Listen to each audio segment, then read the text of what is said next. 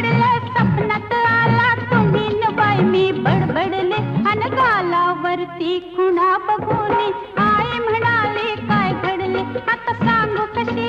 बोलू कशी नाव कुणाचं घेऊ कशी मी